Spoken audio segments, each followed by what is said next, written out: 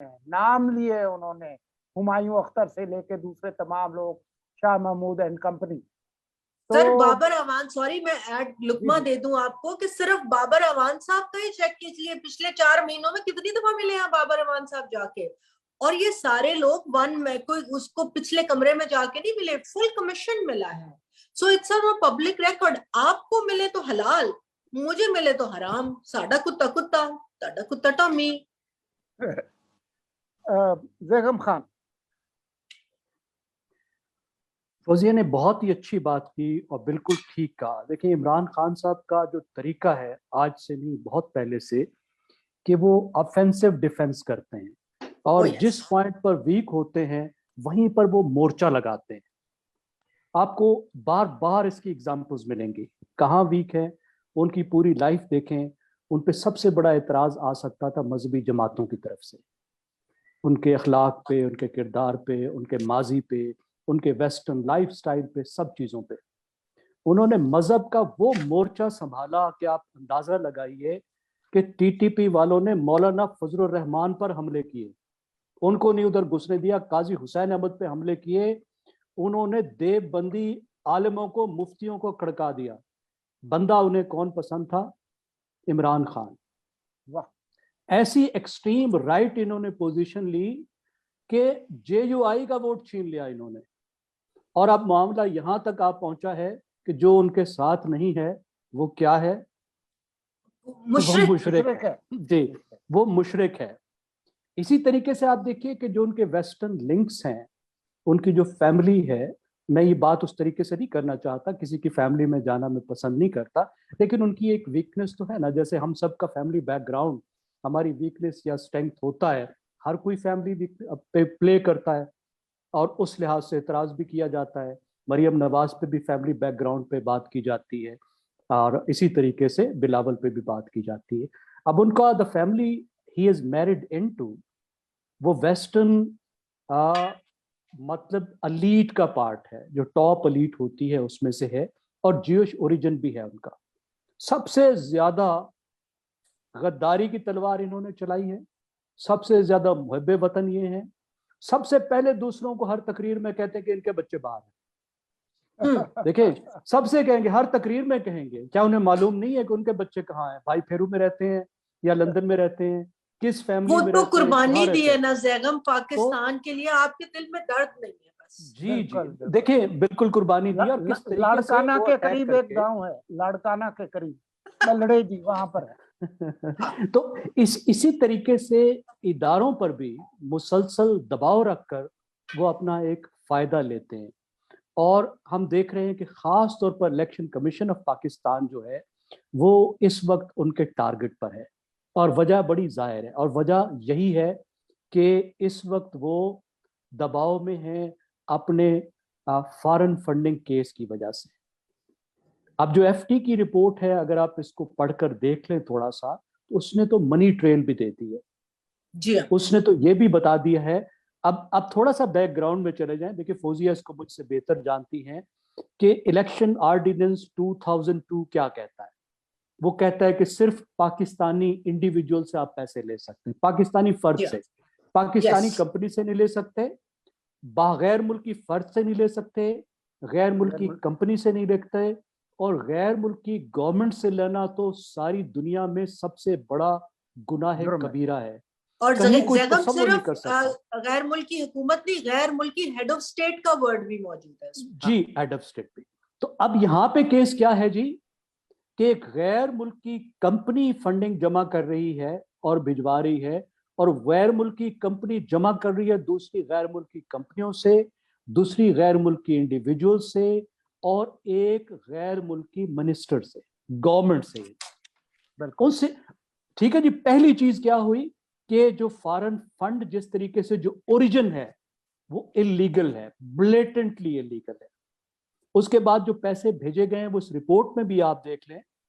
अकबर इस बाबर तो हुंडी का भी बताते हैं कि हुंडी के थ्रू भी ट्रांसफर हुए, लेकिन अगर आप इस केस में भी देख लें तो वो क्या कहता है कि 2 हिस्सों में तकसीम कर लो, एक फलां बंदे के नाम पे भेज दो, वहां से वो पीटीआई को दे देगा। यानी जो ट्रांसफर हो रहे हैं वो भी इलीगल है। थर्ड लेवल पे जो अकाउंट जिसमें वो मेंटेन किए गए हैं वो अकाउंट भी अनडिक्लेयर्ड हैं, इलीगल हैं, और उन अकाउंट्स में उस तरीके से पैसे आना मेरे ख्याल में बड़ा इजीली उसको डिक्लेयर किया जा सकता है कि ये मनी लॉन्ड्रिंग के जुमरे में आता है।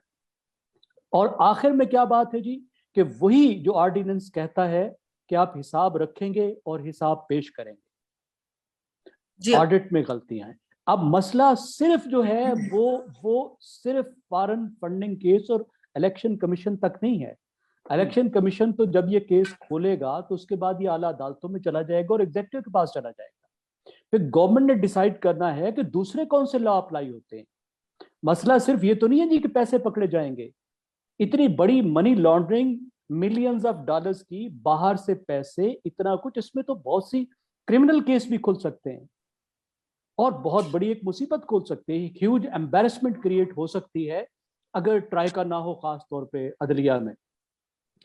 उसको काउंटर करने के लिए इन्होंने पहले ही ये तरीका सोचा है कि मोर्चा लगा लो, तोपें चलाना शुरू कर दो, ताकि बात ये ना हो आपके नैरेटिव पर बात हो। देखिए, ये जो नैरेटिव का एक बुनियादी उसूल है ना, कि आप कोशिश करते हैं कि दुश्मन के नैरेटिव के अंदर ना घुसे, जिसको फ्रेम का वर्ड यूज करते हैं कम्युनिकेशन की फ्रेमिंग थ्योरी में, कि आप दूसरे के फ्रेम में ना घुसें। जो आर्गुमेंट दूसरे ने बनाया है आप उसको काउंटर ही ना करें, आप अपना फ्रेम लेकर चलें, अपना नैरेटिव लेकर चलें और मुखालिफ को मजबूर करें कि वो आपको आके काउंटर करें, ताकि बहस जो सारा है, जो मार्का है, वो आपके पानीपत पे खेला जाए। वो सारा मार्का उस पानीपत में हो जिसको आपने हमवार किया हुआ है। तो इमरान खान साहब इसके मास्टर हैं, वो बिल्कुल यही कुछ कर रहे हैं।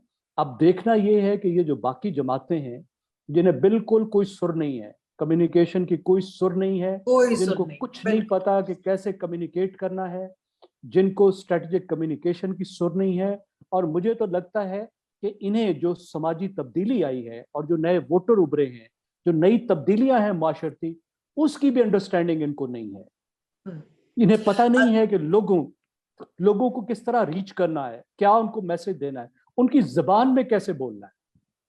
तो ये दे आर मीट। इसमें अगर अदा आपकी इजाजत से एक दो फिक्रे ऐड कर दूं। हेलो जी आ रही है आवाज। अच्छा, ओके। जो जैगम ने बात की ना, तो उसमें दो तीन बातें और भी बड़ी इंपॉर्टेंट है। जो कम्युनिकेशन स्ट्रैटेजी है ना पीटीआई की खान साहब के अंडर, एक तो बिल्कुल उन्होंने प्रोफेशनली उसको वो हैंडल कर रहे हैं। और अगर आप इस वक्त देखें जिस तरह वो चल रही है, तो इस बात से मुझे याद आया कि चूंकि हमें गद्दारी के फतवे तो लगते हैं और अब हम मुशरिक तो डिक्लेयर हो गए, तो वो एग्जैक्टली उन्हीं लाइंस के ऊपर है जिस लाइन के ऊपर मोदी ने जब पहला इलेक्शन जीता था और दोबारा किया, किसको कहाँ कैसे रीच आउट करना है, होलोग्राम से जाना है, क्या वो उसकी स्ट्रैटिफिकेशन क्या है, काटना कैसे है। और इधर तो बहुत आसानी थी, इधर तो हम और तुम ही थे, लोग बाकियों से तंग थे, मजहबी अकलियतों का भी कोई कटा नहीं था, लैंग्वेज का कटा नहीं था, आपने सारा कुछ चला दिया। अगर किसी और ने, जैक गोल्डस्मिथ का रिलीजन अभी भी जू ही है, बिल्कुल सही बात। और मैं जगम से एग्री करती हूँ कि हम किसी की फैमिली में नहीं जाना चाहते, मगर आप सोचिए इनको रिप्लेस कीजिए कि इसकी जगह जरदारी साहब, बिलावल भुट्टो या नवाज शरीफ या मरियम होते, और उनका एक्स साला जो है वो जू होता और वो कैंपेन चला रहा होता और बहुत एंटी मुस्लिम स्टांस रखता। सिर्फ यहूदी नहीं, सहूनियत, इसराइल नवाज, क्योंकि दुनिया में बहुत से यहूदी हैं जो कि इसराइल के मुखालिफ हैं। नोम चॉम्स्की को देख लें, बहुत सारे।